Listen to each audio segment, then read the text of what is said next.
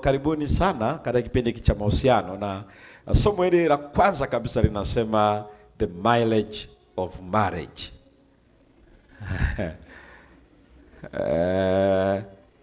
The mileage of marriage, umbali wa nini?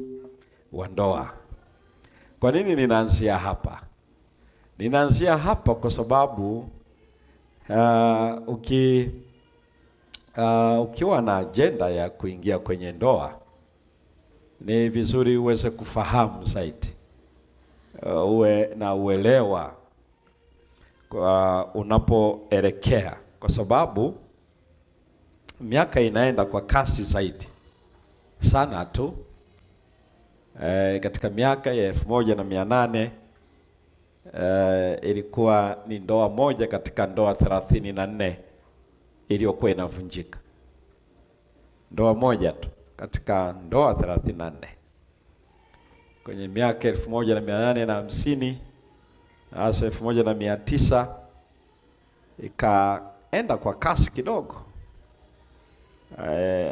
Takwimu zinaonyesha kila moja katika 5 zinavunjika. Ni a century, karne nzima hapo imeenda. Ilipofika 1900, karibu nusu ya hiyo karne, ikawa moja katika ndoa 3 zinavunjika kufika mpaka 2000 takwimu.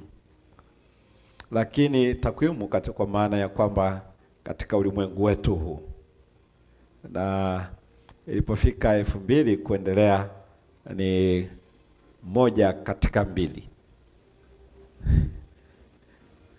Maana yake ni 50-50. Kama ni ndoa ni 150 zinaenda kuvunjika. Sasa mimi kawa najiuliza, nani atapanda basi ambayo unaambiwa stendi katika safari 100 zinazofanya hiyo basi 50 inapinduka? Alafu nani atapanda hilo basi? Nione mkono. Yaani yenyewe likienda safari 10, 5 huwa linapinduka katika zile 10. Nani atapanda hilo basi? Hata mimi sitapanda. Lakini ikiwa unahitaji huduma ya kisheria katika hoja yako, alafu ukaenda kwenye ofisi za wanasheria, ukapata mmoja, alafu mtu mmoja akakwambia yule katika kesi 10 anazoendesha huwa 5 anashindwa, utamchukua bado? Yaani kesi zikiwa 10, 5 huwa anashindwa.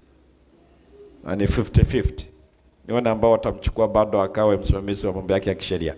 Nione sogea kidogo tena.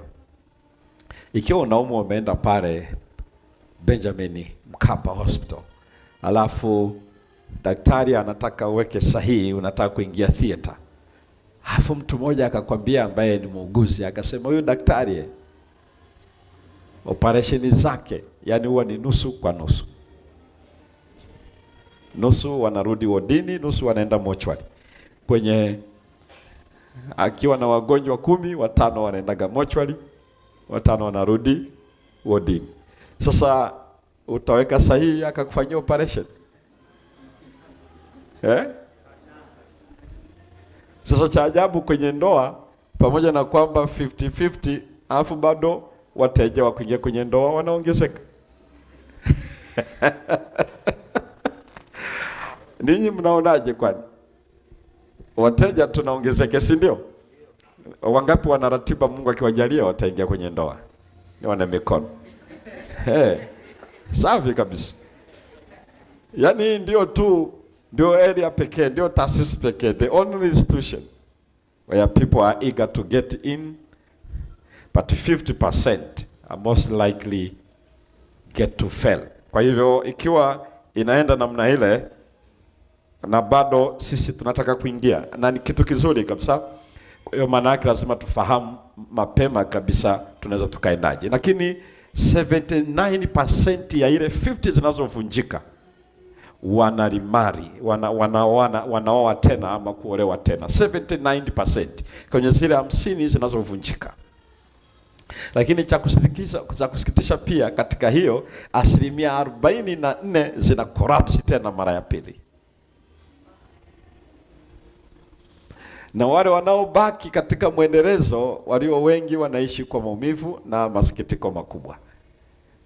Kwa hivyo hii ni jambo la msingi kulifahamu, kwamba tunaishi kwenye kipindi ambacho taasisi ya ndoa ni kama nusu kwa nusu inaharibika, na zile ambazo haziharibiki wanabaki kwa makusudi maalum fulani muhimu, labda malezi ya watoto, labda kwa sababu za kiuchumi, labda kwa sababu za kijamii, lakini si kwamba anafurahia kukaa kwenye ndoa. Sasa ni vizuri kufahamu kwa nini inakuwa vile. Wakati mianzo ya barabara inaonekana kuwa navutia, inakuwa na harufu nzuri, inakuwa na shamra, ni tukio ambalo jamii wanalipokea kwa furaha. Lakini kwa nini walioko humo ndani ama waliotoka? Hata siku hizi inaposikia kwenye vyombo vya habari mbalimbali, alafu anasema ni afadhali niwe single, anasema ninakuwa na uhuru. Alafu natafuta uhuru ukoje basi? Lakini sio hivyo tu, mpaka wengine wanajiita single mother. Lakini hakuna Kiingereza kinaitwa single mother. Hapana. Huwa ni single parent. Mother ni kitu kingine. Lakini inaonekana kama kuna kuwepo na wingi sana. Lakini kingine ambacho kinashangaza zaidi, tafiti zinaonyesha waliosoma zaidi ndio wanavunjika kwenye ndoa zaidi. Yani ndoa zinaonekana zinazoharibika ni za wasomi zaidi, ndio zinaharibika zaidi. Sasa tunajiuliza, wanasomaga nini? Wanasoma tu algebra, simultaneous equation, fekane wo, wanasoma nini? Kwa sababu tutazamia wasomi ndio wawe wana ile shock absorber ya kuabsorb challenges kwenye marital experiences, wanaweza wakasimama. Lakini wale ambao wakusoma ndio wanaonekana ku maintain, wanaonekana kusimama imara. Baadhi ya watu wanasema ni kwa sababu ya kutokuwa na maarifa pengine. Kwa hiyo ina maana ndoa inataka wajinga katika upande wa kusoma. Wala hii ina maana ya kwamba ni vizuri unaposoma uweze kuona unawezaje kujua ni nini zaidi. Lakini kagundua ya kwamba tunahitaji kufahamu. Sasa Biblia, hebu chukua microphone usome Biblia. Halafu baadaye nitapata watu watatu. Fungua Mathayo sura ile ya 19. Miaka 1400 tangu dhambi imeingia, Yesu alijibu swali aliloulizwa kimtego, lakini aliamua kulitumia lile swali kuweka msingi. Tunapohitaji kutako issue ya marriage, huwa tunarejea wapi? Yesu aliweka kitu cha muhimu sana, na naomba usikie. Unapotaka kudiri na swala la ndoa popote, hasa katika kipindi chetu hiki, ni vizuri ujue unaenda wapi, unarejelea wapi. Vinginevyo huwezi kuwa na majibu sahihi. Mathayo 19 aya ya 3 mpaka aya ya 10. Hebu soma. Aya ya 3, neno la Bwana linasema, basi Mafarisayo wakamwendea. Sawa. Wakamjaribu. Ndio. Wakimwambia, je, ni halali mtu kumwacha mkewe kwa kila sababu? Ni halali, lawful according to the law. Is it lawful? Ni halali kisheria kabisa kumwacha mwanamke kwa kila sababu. Endelea. Akajibu akamwambia, Yesu akajibu, hamkusoma ya kwamba yeye aliyewaumba mwanzo aliwaumba mtu mume na mtu mke? Kwa hiyo kitu cha kwanza natuambia, ukitaka kujibu ishu ya ndoa leo, nenda Mwanzo. Mnanisikia vizuri? Mnanisikia vizuri? Ukitaka ujibu vizuri swala linalohusu marriage, nenda Genesis. Anaangalia vizuri juu ya jambo hilo kwamba rudi Mungu alipoumba. Ukianza kujibu swala lolote, kama ni conflict kwenye marriage au jambo lolote, na unaanzia wanazuoni, wana saikolojia, wanasosiolojia, itakuwa hatari baadaye, kwa sababu hao waliikuta. Yesu anatueleza mara pa kuenda hapo mwanzo. Hamkusoma hapo mwanzo, na unajua hiyo ni miaka 1400 tangu dhambi imeingia, lakini anawachukua hao wasikilizaji, warudisha akili zao hapo mwanzo. Sasa hapo mwanzo ilikuwaje, msomaji? Akasema, kwa sababu hiyo ndio mtu atamwacha babaye na mamaye, ataambatana na mkewe, na hawa wawili watakuwa mwili mmoja. Watakuwa mwili mmoja. Hata umekuwa si wawili tena, sio wawili, bali mwili mmoja. Basi aliwaunganisha Mungu. Aliwaunganisha nani? Mungu. Halafu mwanadamu asiwatenganishe. Unaona kitu hicho? Mungu alipowaumba wawili wakawa mwili moja, si wawili tena bali. Mbona mjibu sasa? Si ninyi mliniambia Mungu akiwajalia mtaingia kwenye ndoa? Sasa tena mnaanza kufanyaje basi? Mtaka mwingia kwenye ndoa lakini msiwe mwili mmoja?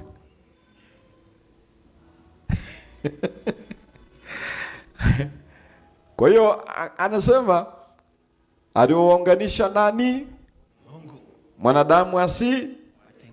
Unaona anachokieleza? Nani anaunganisha mwanamke na mwanamume? Mungu. Nani anaunganisha mwanamke na mwanamume? Mungu. Ni Mungu. Angalia jambo hilo vizuri sana. Ni rahisi kudhani ni kadhi au ni mchungaji. Na bahati nzuri hata ukiingia kwenye ile shahada ya ndoa, ile certificate marriage katika Tanzania yetu, sheria inatamka pale, ile signature pale anaweka jina, wametumia neno inaitwa msajili / kadhi. Hawa ni wasajili, haisemi muunganishaji. Maana yake wale ni wahudumu na kisheria ndio wana register, wanaingiza kwamba huyu na huyu kisheria. Ndio maana serikali inatoa ina issue ile certificate, na ili wajue huyu ni mke wa huyu, huyu ni mume wa huyu. Halafu nakala inarudi kwenye mamlaka inayohusika, inaingia kwenye daftari la nchi kwamba huyu ni Mr. and Mrs. Kwa hiyo ndio maana mambo yakiharibika wanapewa ile divorce certificate, kwamba sasa kisheria haipo tena hiyo ndoa. Hizo ni mali za serikali, zile nyaraka. Lakini anayeunganisha haijaweka kuwa serikali. Hamna. Wala sio mkuu wa wilaya. Zile zinazo maana sheria inaruhusu ambazo zinaunganishwa zile kisheria au kidini au kimila. Taratibu zipo pale, lakini wote hao si waunganishaji. Yesu anaeleza anaunganisha ni nani? Ni Mungu. Pointi ya kwanza muhimu sana. Ya pili, ya kwanza ilikuwa ukitaka kudili na marriage issues, go back to the book of Genesis. Kwa sababu pale ndipo ilikuanzia. Ili upate ufumbuzi mzuri wa hiki unataka kukijibu, lazima uende kule. Pointi ya pili ni Mungu anayeunganisha. Hao wengine wote ni wahudumu, just ministers. Lakini muunganishaji ni Mungu peke yake. Pointi ya tatu, let human being. Ameeleza hivyo. Anachounganisha Mungu, mwanadamu asifanye nini? Asitenganishe. Baba na mama ni mwanadamu. Ndio. Kwa sababu kuna wakati wazazi wanajaribiwa kutenganisha. Biblia inaeleza wasifanye. Mahakama wanadamu. Na wanadamu. Au pale mahakamani mnakutana na Mungu pale. Anasema nataka niwatenganishe. Mahakama ni mwanadamu au si mwanadamu? Mwanadamu. Ni mwanadamu. Sababu wengine wakishapata ile divorce certificate wanatembea kifua mbele, wanasema ndoa yetu imevunjika rasmi na hii ndio certificate ya divorce. Kwa hiyo anaona yuko safi kabisa, ana taraka yake. Lakini Biblia inaeleza, usisahau huyo ni mwanadamu. Ninafanya hivyo ili uweze kufahamu vizuri. Endelea kusoma. Hiyo ni pointi ya 3 muhimu kuifahamu. La 7. Wakamwambia, ndio jinsi gani basi Musa aliamuru kumpa hati ya talaka na kumwacha? Anasema mbona Musa alitoa ruksa wawape talaka alafu wawaache. Sasa kitu unajua, ukishakufa unaweza kusingizia vitu vingi sana. Uzuri Musa amekufa, lakini alichoandika kipo. Sasa wenyewe anasema Musa aliamuru. Tutakuja kuangalia kama aliamuru namna gani, lakini Yesu aliirekebisha hiyo kitu, kauli yao wanaofikiri hivi. Mbona Musa aliamuru watu wawape taraka wake zao na wawaache? Alafu Yesu akasemaje? Akawaambia, Musa, kwa sababu ya ugumu wa mioyo yenu. Jambo la kwanza lisikize vizuri. Kwa sababu ya ugumu wa nini? Tunakuja kuuona huo ugumu gani bi Yesu anazungumza hapa. Kwa hivyo ground ya ile divorce certificate ambayo tutakuja kuiangalia vizuri, tuiangalie divorce hiyo inasemaje katika Biblia. Anasema ni hardness of the heart, ugumu wa moyo. Kwa hiyo hapa Yesu anasema ukiona mtu ana talaka asishabikie na kushangilia, kwa sababu ana certificate ya ugumu wa moyo wake.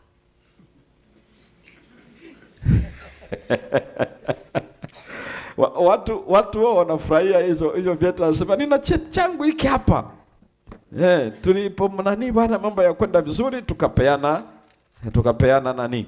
Yesu anasema ile ni cheti cha ushahidi wa ugumu wa moyo, ama mwanamume au mwanamke ama wote wawili. Kwa hiyo ile ni ushahidi kwamba mimi nina ugumu wa moyo. Hilo ni la kwanza, hilo Yesu analieleza. Tutakuja kuangalia kwa nini iko hivyo. Soma msomaji. Kwa sababu ya ugumu wa mioyo yenu, aliwapa ruhusa kuwaacha wake zenu. Musa hakuwaamuru. Yesu anasema aliwapa ruhusa. Tutaenda kuiona vizuri. Na ruhusa hiyo ni kwa sababu ya ugumu wa mioyo. Ilikuwaje hiyo ruhusa? Lakini tangu mwanzo haikuwa hivi. Haijawahi kuwa hivyo. Fungu la 9. Nami nawaambia ninyi. Sasa sikiliza hapo, anaweka foundation. Sasa anasema ninawaambieni ninyi sasa, watu wa UDOM West Social. Nami nawaambieni, kila mtu atakayemwacha mkewe, isipokuwa ni kwa sababu ya uasherati. Ikiwa hiyo mtu ataacha mke wake, iwe ni sababu ya uasherati.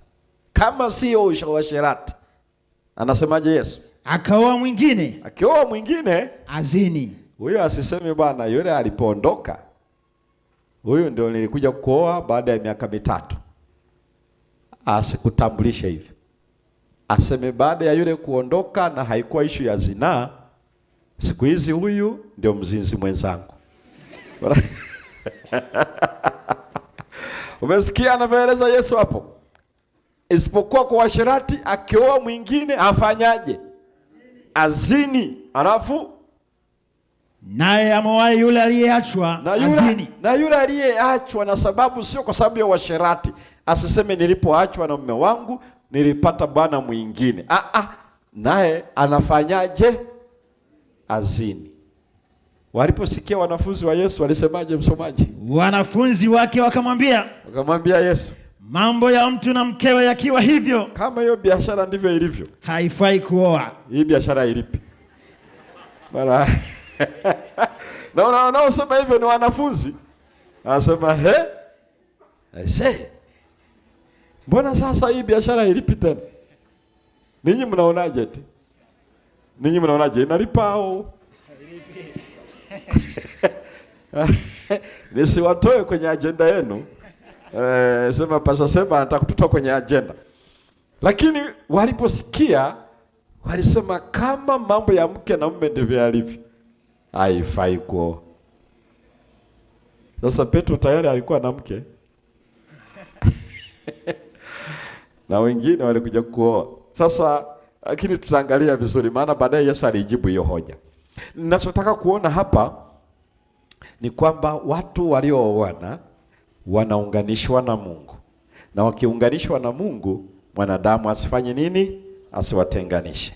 Halafu taraka iliyokuwa inatolewa, Musa aliruhusu kwa sababu ya ugumu wa moyo, lakini tangu mwanzo haikuwa hivyo. Alipomaliza akacorrect, nami nawaambia hakuna kuachana isipokuwa ground ya fornication. Kama sio hiyo adultery, kama sio hiyo, yeyote atakayeacha mke wake akaoa mke mwingine na ground sio zinaa au washerati, asiseme nimeoa, aseme ninazini. Na yule aliyeachwa asiseme nimeolewa, aseme ninazini. Baada ya kuona ukweli huo, naomba watu watatu, kama wewe ni mtu wana wengine, ukishasikia watu wanajiuzuru kuwa watu, wanakuwa binadamu. Haya, kumbe ni wanaume tu ndio watu. Kanajua wanawake nao ni watu walioko humu, kumbe. Sasa mmoja atoke aje wa kike mmoja. Asante sana. Wewe nenda simame pale. Unaweza ukapata karatasi na kalamu. Alafu na wewe pia upate karatasi kafupi tu kadogo tu ka demonstration basi. Nasema hapa tuna lay down a foundation katika mahusiano ili tuone the mileage of marriage. Ndio tunataka kuangalia kwamba Mungu anasemaje umbali wa taasisi ya ndoa inapaswa kuendaje katika ulimwengu huu tunaoishi. Kakuonyeshea tu hivyo, asante. Basi. Sasa ili tuweze kufahamu vizuri, nenda Kumbukumbu la Torati tuone walichokuwa wanasema. Mbona Musa aliamuru? Yesu anasema Musa hajaamuru. Musa aliwapa ruhusa, na ni kwa sababu ya ugumu wa mioyo yenu, lakini haijawahi kuwa hivyo tangu mwanzo.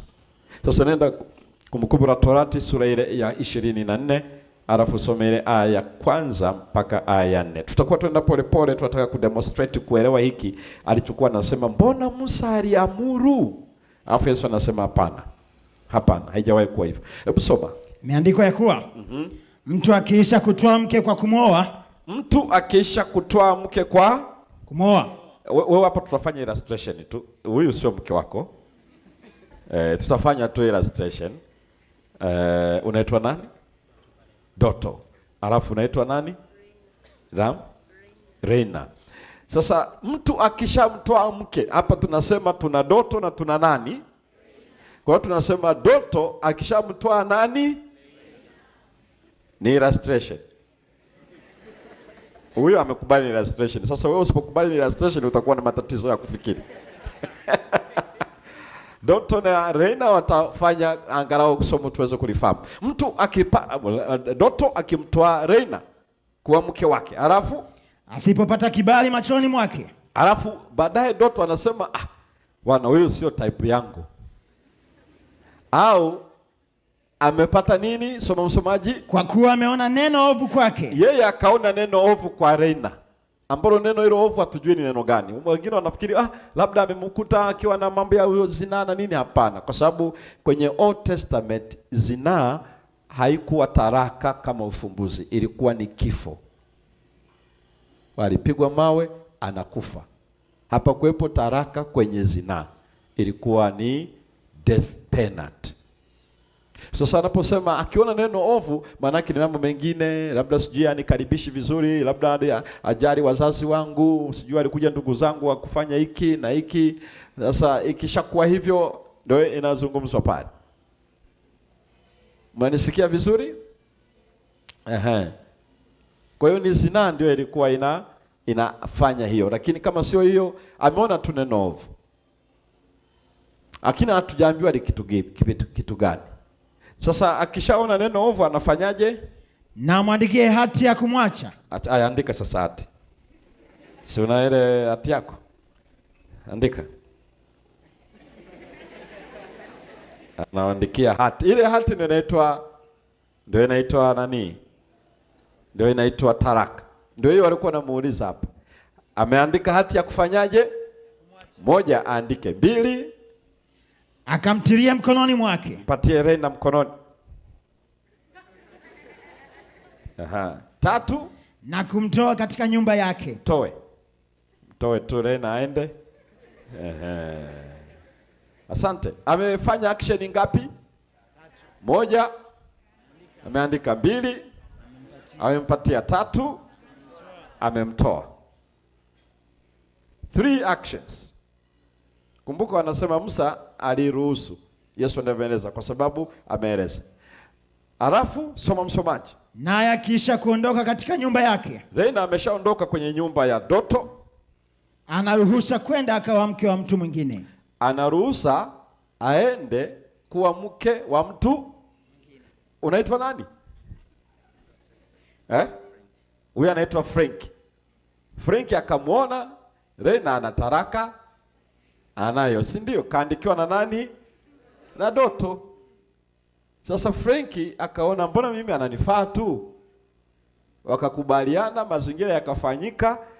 Reina anaruhusu kuwa mke wa Reina. Ni kuombe uje huku. Tunaendelea na kielelezo hiki. Kwa hiyo Reina amepata mume mwingine anaitwa nani? Franki, na ameolewa na taraka ya nani?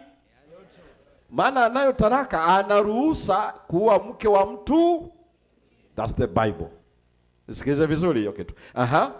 Na huyo mmewe wa sasa akimchukua. Huyu wa sasa anaitwa nani huyu? Frank. Na huyo mmewe wa sasa akimchukia na yeye. Na kumwandikia hati ya kumwacha. Yeye naye aandike. Andika hapo hati ya kumwacha. Halafu na kumpa mkononi mwake. Ampe. Halafu na kumtoa katika nyumba yake. Awe mtoe.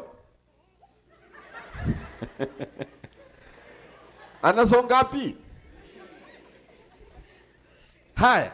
Au akifa yeye mumewe wa sasa. Ama huyu Franki amekufa. Wanaishi naye tu vizuri, ila kifo kikafanyaje? Kwa hiyo kuna mawili. Ama amemchukia. Akimchukia afanye nini? Andike taraka, halafu ampatie, halafu amtoe. Kama sio hivyo, basi huyu mume wake wa sasa amekata moto. Katika hayo yote mawili kwa huyu. Soma msomaji. Aliyemtoa kuwa mkewe. Huyo hapo. Fungu la 4. Yule wa kwanza aliyemwacha asimtoe kuwa mkewe tena. Wa kwanza anaitwa nani? Asimchukue tena Reina, kwa sababu ngoja kidogo. Asije akasema unajua nimekaa nikafikiri nilifanya sikuwa nimewaza vizuri. Sasa mama, njoo tu tufanyeje? Tuishi. Asimchukue. Yaani mume wake yule wa kwanza asimchukue awe mke wake. Soma usikie. Akiisha kutiwa unajisi. Nani alikuwa anatiwa unajisi? Asimchukue nani? Reina. Kwa sababu ipi? Amekwisha kutiwa nini? Alitiwa unajisi wapi? Kwa Frank.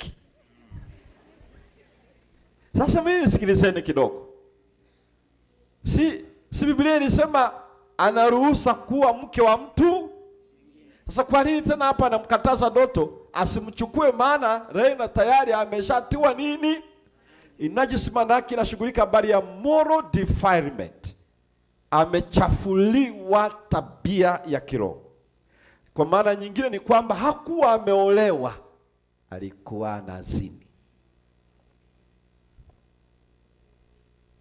Lakini ana taraka ya nani? Na Biblia inasema kwa ana taraka anaruhusa kuwa mke wa mtu. Sasa hapo ndipo kuna technical issue iko hapo, naomba usikize vizuri. Kwa nini? Kwa sababu hii ndio taraka ambayo serikali za dunia na za serikali ya Tanzania zinazotoa. Naomba usikize vizuri sana. Ndio maana nilikueleza hapa ni kitu gani kinatolewa. Kwa sababu ni vizuri ufahamu the mileage of marriage. Kwa sababu usipofahamu inakuwa ni changamoto kubwa sisi sote hapa. Kwa hivyo ameeleza huyu nani anaitwa nani? Reina ametiwa unajisi kwa nani? Kwa hiyo Doto hana ruhusa kufanyaje? Kumchukua tena awe mke wake. Maana yake ni kwamba kweli ilisema ana ruhusa kuolewa awe mke wa mtu mwingine, ila haikuwa ndoa, ilikuwa zinaa. Alafu hii ndio Mafarisayo walikuwa wanamuuliza, mbona Musa aliamuru wapewe talaka? Alafu Yesu anasema hapana, ilikuwa ni ugumu wa moyo. Kwa hiyo ni ugumu wa moyo wa ngoja tufuatilie tuone Doto alikuwa je na ugumu wa moyo ambao aliandika akampatia akamtoa. Ukiendelea anasema usiitie nchi wapi? Dhambini. Hiyo aya hiyo yanaikomea hapo. Sasa nini maana yake hii? Maana yake yule mama hakuwa na uhuru wa kusema niolewe na huyu hapa kwa sababu ana taraka. Hapana. Kwa sababu Doto hakumwacha kwa sababu ya zinaa. Amemwacha kwa sababu ameona neno ovu. Kwa hiyo haikuwa issue ya uasherati, ilikuwa ni issue zingine. Misunderstanding ambazo zilifanyika ambao wenyewe wanafahamu. Kwa hiyo misunderstanding hairuhusu hata kwa kupeana taraka aweze kuolewa. Kama yeye hawezi kuolewa, manake Doto naye hawezi kuoa.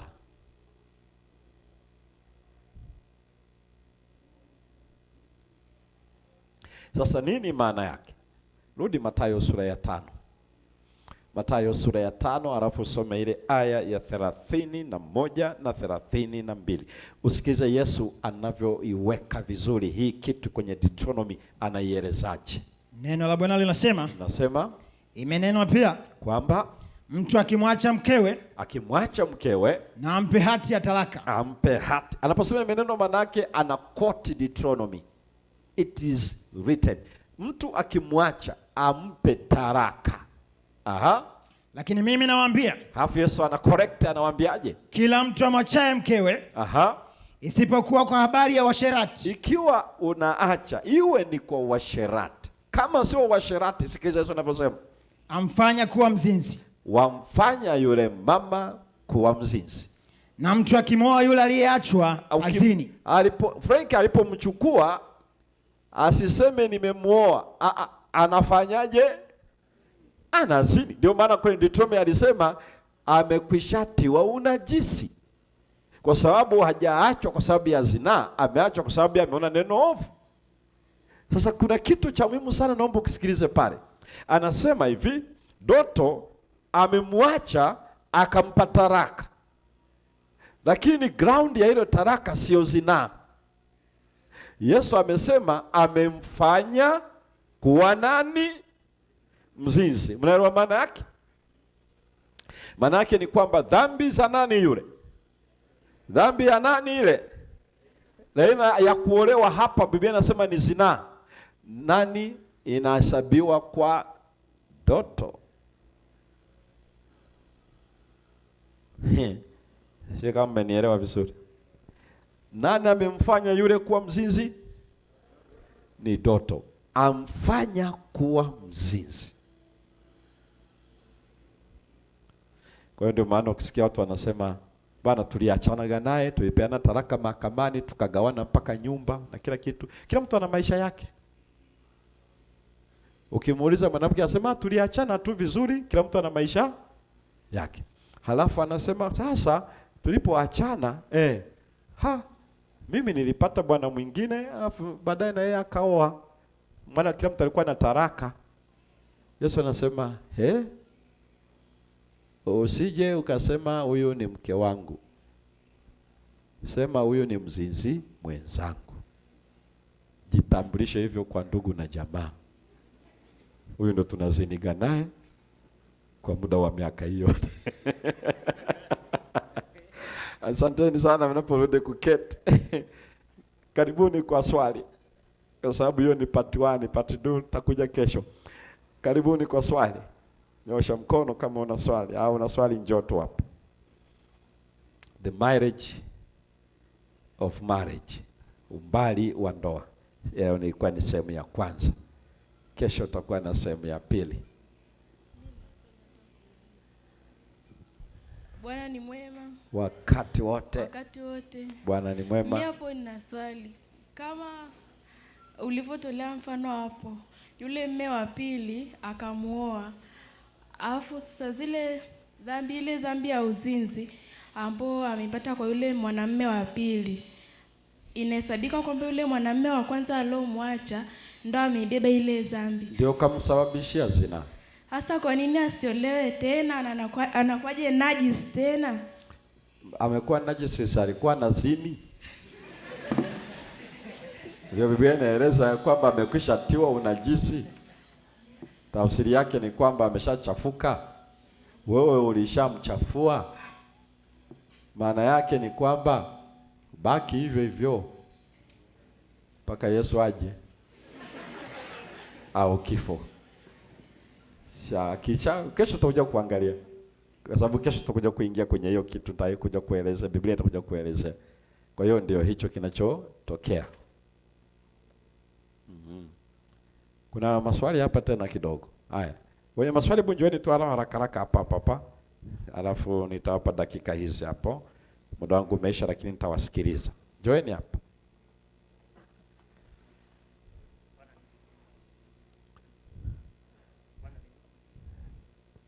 Kuna hii hapa. Okay. Bwana ni mwema wakati wote. Mimi mchungaji, nimepata swali hapa. Tuchukulie mfano nimempenda huyu dada, nikamuoa. Lakini tumekaa kwenye ndoa, pengine tuka undergo collapse ya kiuchumi. Akaona, bwana wewe, mimi sikutaki.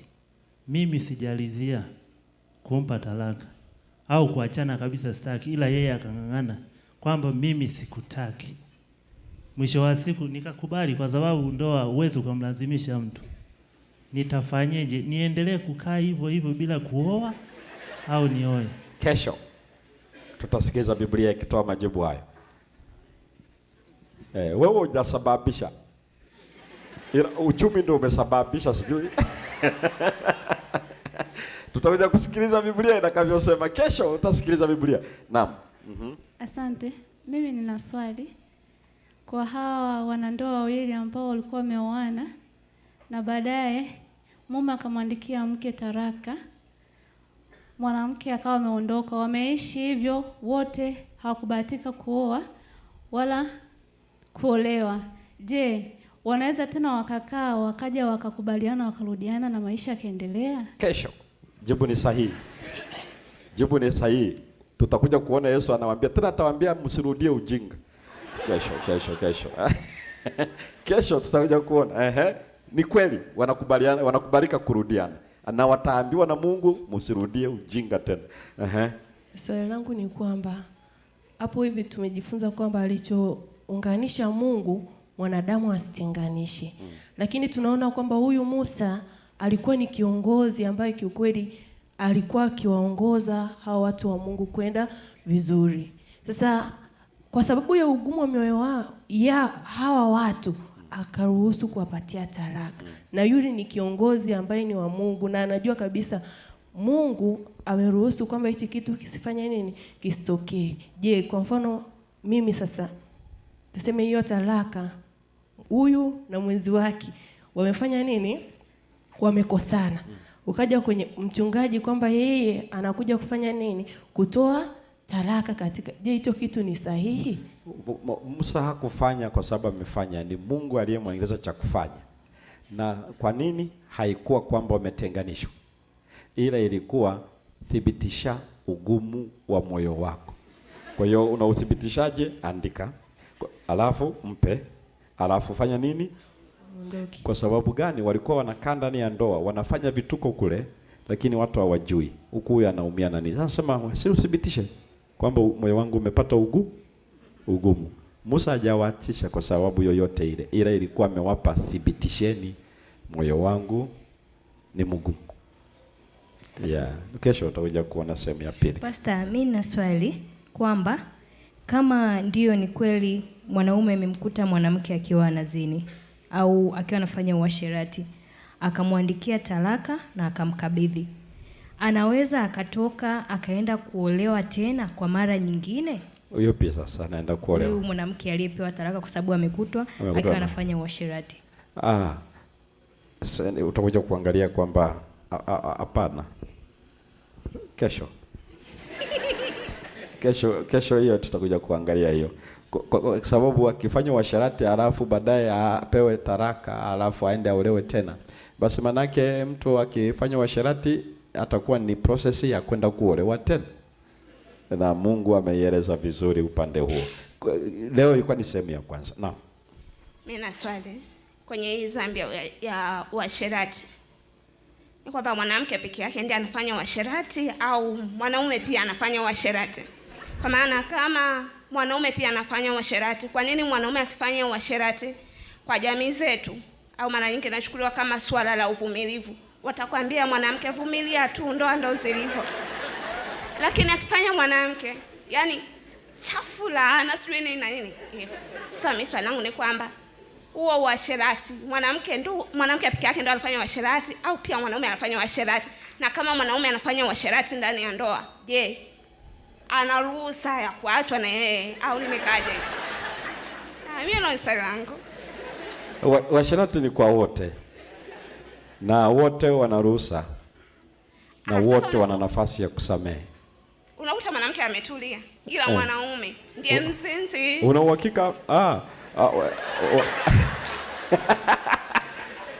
Mwanamke unakuta ametulia, alafu mwanaume ni mzinzi. Ndio.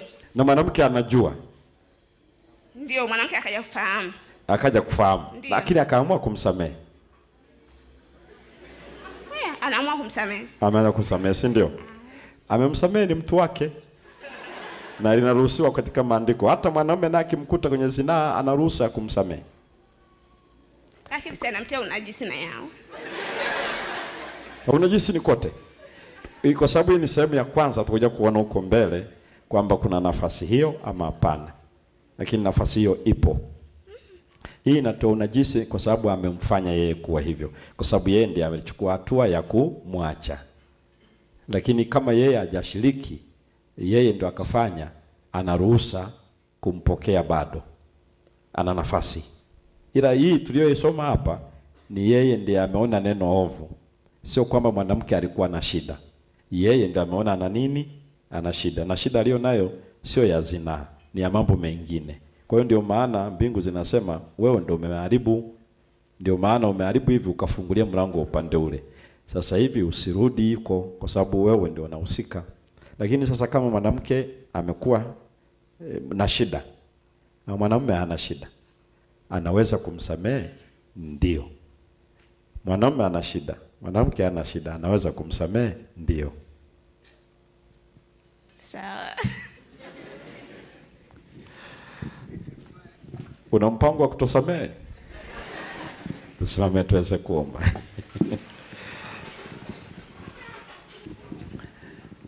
Asante Mungu wetu wa mbinguni, tunakushukuru umbali wa ndoa na unavyotufundisha hapo mwanzo. Ni kweli kwamba tunahitaji tu uongozi wako, na utujalie mengine ambayo hata sisi wenyewe hatuwezi kuyapata ufumbuzi kwa kipindi hiki. Tunashukuru kwamba neno lako lipo na hekima inatoka kwako. Tubariki sisi sote wale wanaotazamiwa kuingia kwenye ndoa. Utujalie tu kutafakari tunapaswa kuingiaje. Na tunaomba utubariki katika vipindi vinavyoendelea kila mmoja wetu kwa jina la Yesu Kristo. Amina.